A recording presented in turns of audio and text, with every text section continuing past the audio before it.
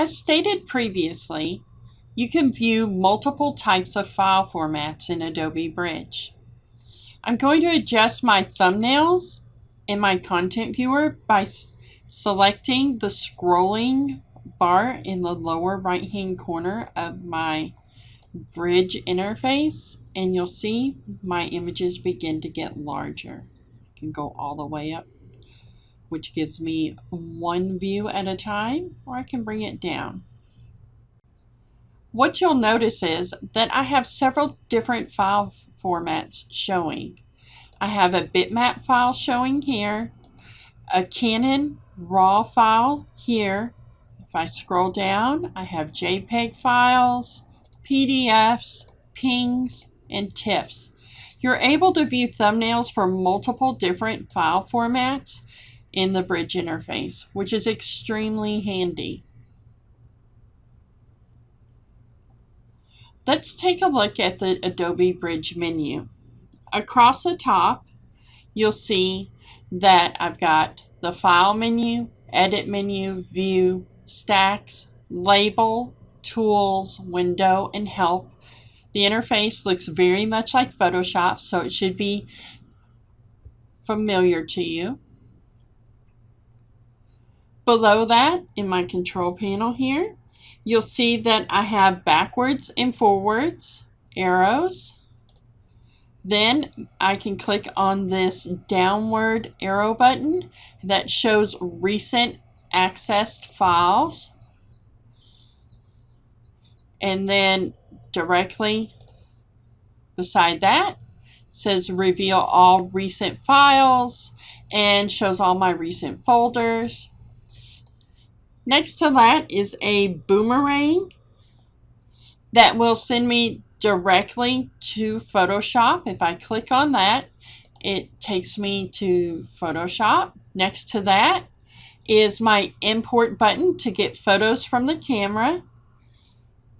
Next to that one, you'll see the Refine button, which allows me to batch rename, review mode, etc. I can open images in Camera Raw directly with this shutter button. And then the rotate 90 degrees counterclockwise or clockwise buttons. Right below all of those buttons, you can see that I have my folders listed. And what this does is it provides you with the ability to see exactly where on your computer your images are located. So after the path bar, if you'll look to the far right, I have a search window where I can type in the name of a file if I'm looking for a specific file. I have my content window in the middle, directly after my folders panel. To the far right, I have a preview panel. If I select an image, I'll be able to preview it there. Coming back over to the far left bottom, I have my filter panel and my collections panel. And then to my far right, my metadata and keywords panels. Now, if we look along the bottom, you'll see that there is some additional information given. For each folder that you open, it will tell you how many items are located in the folder, if any of them are hidden, and how many you have selected. If you have one selected, it will give you the file size. Again, the slider bar allows for you to resize the image preview. You can also select how you would like to view the content. If you would like to view it as a thumbnail grid, as just regular thumbnails. If you want to actually view the details for the images, or if you would like to see a list. I prefer to view the content as thumbnails, and so I'm going to reselect that. Coming back to the top, you can select different workspaces. Again, we have the Essentials workspace selected, but you can select the Film Strip workspace, Metadata workspace, Keywords workspace, or you can create your own workspace and save that. I'm going to go back to the Essentials workspace. If you make adjustments to your workspace and you want to refer back to the default, again, all you have to do is select the down arrow and select Reset Workspace, and it will reset back to the default settings. Let me enlarge my thumbnails again. Now, directly below the workspaces, you'll see that you can preview various options. How do you want to view them? You can view them high quality or embedded. I prefer to just keep high quality preview turned on. Next to that, you'll see a star, and this is a filter system that Adobe Bridge has built in it. So you can go through and you can select how many stars or what label you would like to view in the content window. You can select how you would like to sort your images. Right now, my images are sorted by file name. You can see that the one bitmap is up here by itself. Alphabetically, it's going to start with the B's, then my camera raw files, CR2s, then all my JPEGs are together, then the PDF, the PNG, and the TIFF file. Now, if I want to change that and just sort by file name, I can select that option, and you'll see Apple's both bridges are together.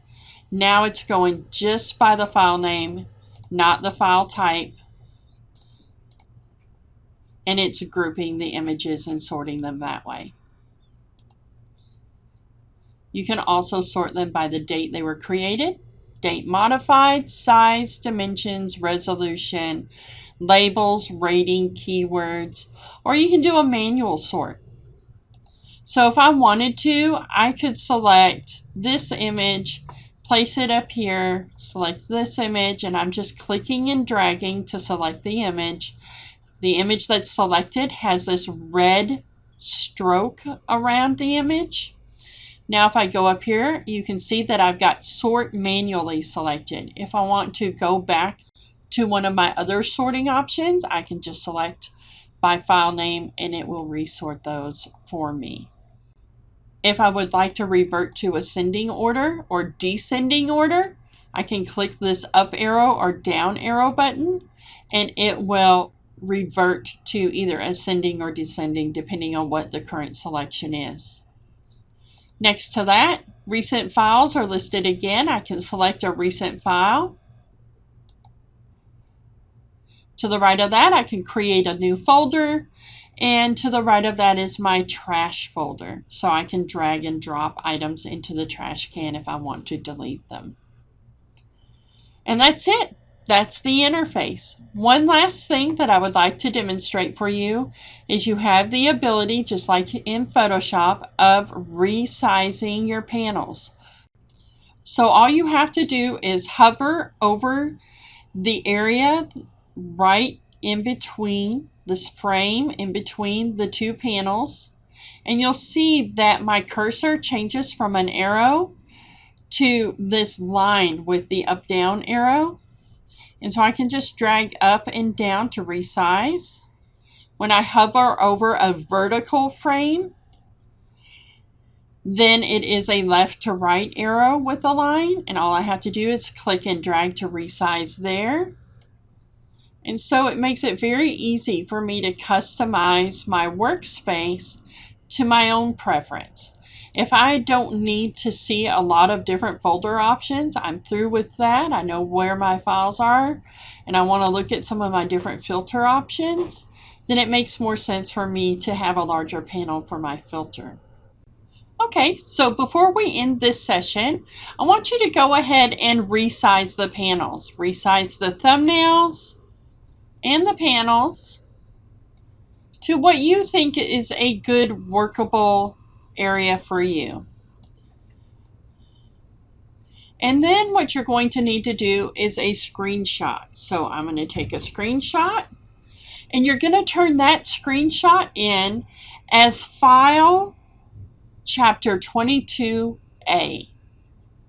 So for your chapter analysis assignment, for this week, Chapter 22A will be the screenshot that you take of your resized panels.